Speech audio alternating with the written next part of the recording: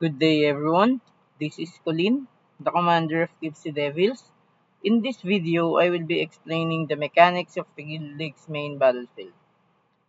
Guild League is a guild event that occurs every Tuesdays, Thursdays, and Saturdays, where two guilds battle it out, having 40 members on each side, starting with 3,000 health points. The main goal of this event is to completely reduce your opposing guild's health point to zero, and there are multiple ways to do this. First off is to work with the altars. There are three altars inside the guilding, namely Sun, Moon, and Star. The gameplay of the altar relies on the number of guild members present during the Guild League event. Each altar has its own progress bar. To work on the progress bar, guild members must stay alive inside the altar that you will occupy until the progress bar fills up with your guild's color. To determine your guild's color, just look at the HP of your guild. For example, in this case, Biscuits and Fridays are having a fight in the Guild League event. Biscuits has a red HP bar while the Fridays has green.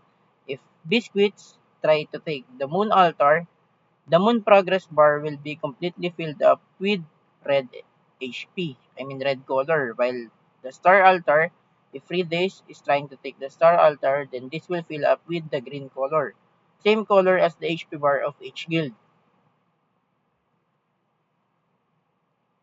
So what if the two guilds is trying to take one altar? Let's say both guilds are trying to take the moon. Like I said earlier, the gameplay of the altar will rely on the number of members alive inside the said altar. So Fridays has 30 members inside the moon altar, while Biscuits has 35.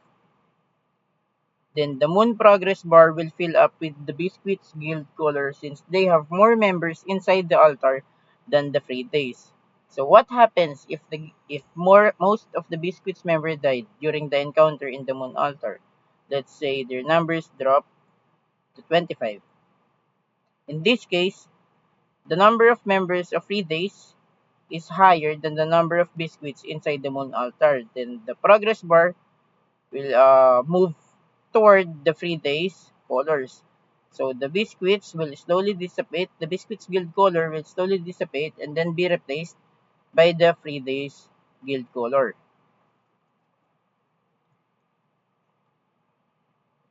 Successfully occupying a neutral altar will immediately deduct 50 HP to the opposing guild HP and will continue to decrease by 10 HP per 10 seconds. So let's say that the Fridays was able to fully take the altar of the moon. Once the progress bar has been filled up with their guild's color, then the biscuits will receive an immediate deduction of 50 HP to their HP plus 10 seconds per 10 seconds. So that's 1 HP per second tick. So that would be a total of 60 HP deducted in 10 seconds, right? So once an altar has been successfully occupied, there will be a 30-second locking mechanism to the occupied altar. So let's say that the Fridays was able to occupy the moon altar during 1950. Plus the 30-second lock, that means the moon altar will be locked until 1920. That means the Fridays will get free 30 HP deduction from the occupied altar. Since like I said, if you successfully occupy an altar, you will immediately deal 50 plus 10 HP per 10 seconds. So 30-second lock means 30 HP deducted to the opposing guild.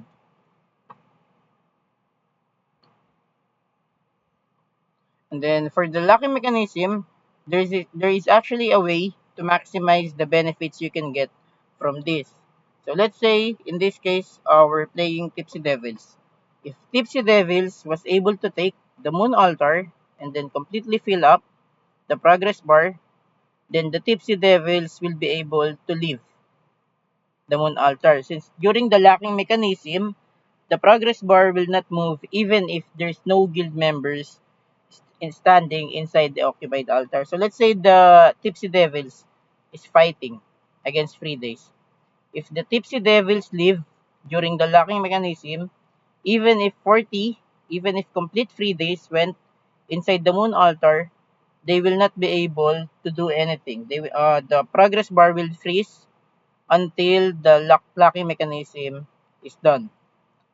So for 30 seconds, Tipsy Devils might able to take other altars like the star or the sun, whichever is free.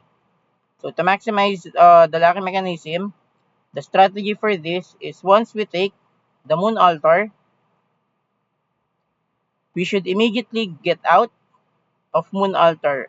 Possible, go up or go bottom. And then wait for commands. That's the best way to maximize the locking mechanism since most of the enemies will come from either star or either sun. And instead of facing them head on, it's best to go around to avoid fighting them. Like I said, the number of members alive inside the altar will affect the progress bar. So if they would try, let's say the enemy is coming from the sun. If they would try to take the moon, then the best way would be to go around to the sun tablet. Since most of the members will go to the moon, most of the enemy members, then the sun tablet would be free. The best possible scenario here is that progress bar of the sun is already up. We would be able to occupy the sun altar while the moon altar is still locked. So once we successfully occupy the sun's altar, we will have enough time to respond before the moon altar has been successfully locked by the enemy team. So another thing, there is actually what we call neutralization in the altar.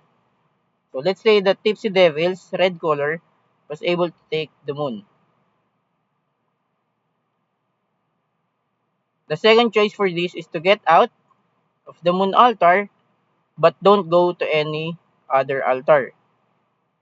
When we say neutralization, we will let the enemy guild step inside the altar so we can neutralize it. Since like I said, if you successfully occupy a neutral altar, regardless if you're the one who's occupying it in the first place, once it becomes neutral and then your team got it again or your guild got it again, you will still blow 50 HP to the opposing guild's HP. So let's say the Free Days tried to retake the moon and then completely neutralize it. When I say neutralize it, is completely remove the color of the Tipsy Devils in the moon progress bar. So once the altar has been neutralized, then Tipsy Devil members can step inside the altar again to try and fill up the progress bar to the maximum again. So once it is filled up with the Tipsy Devil's colors, then it will be another blow of 50 HP to the opposing guild. So the neutral altar will look like this. The neutral progress bar will look like this. Free of any guild color, and then you will only be able to neutralize it if the Free Days members, if the Free Days has more members in the altar than the Tipsy Devils. So that's the secret to the altars. First is that it's important to stay alive rather than doing PvP. Just stay alive in the corner like this. Stepping inside here, stepping inside here. If the enemy is coming from here, it's best to stay here as long as you're inside the altar. You still have a count in the progress bar. The only problem is that if the enemy is really forceful, like they're all PvP mode or high spender, they'll most likely attack us. So the only way to get out of this situation is either find a different altar, and not face them head on. Yun, remember the locking mechanism and the neutralization guys since it will be important in the future guild leagues. So one way is altar, second is the mobs. Mobs will spawn on 3 different locations every 5 minutes. So the locations are the upper left, the bottom, and the upper right.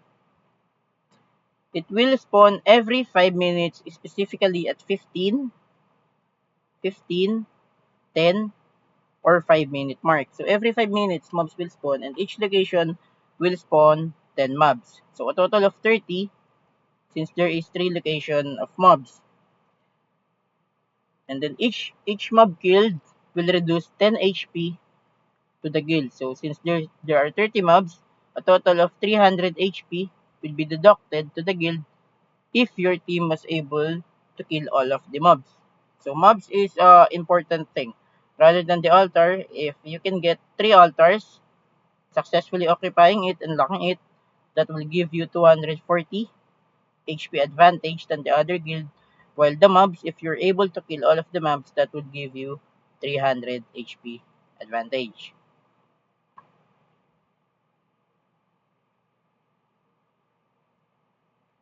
So first altar, second mobs, and then lastly is the Old Baron boss. The MVP will spawn at 10-minute mark, 10 minutes after the guild dig starts. Same location as the bottom mobs. So bottom mobs will spawn around here, and then the Old Baron will spawn at the middle of it. It is one of the highlights of the guild dig since most of the members of the two guilds will fight head-on while killing the MVP. So killing the Old Baron boss will decrease the losing guild's HP by 500. So let's say that the Tipsy Devils was able to take the Old Baron, then automatic 3 days HP will be deducted by 500. So that's equivalent to 50 mobs or 6 times of altar being taken. So all baron is really important. But that doesn't mean we should just focus on the all baron. Like I said, all baron will spawn at 10-minute mark, and 10-minute mark mobs will also spawn. So all baron is 500,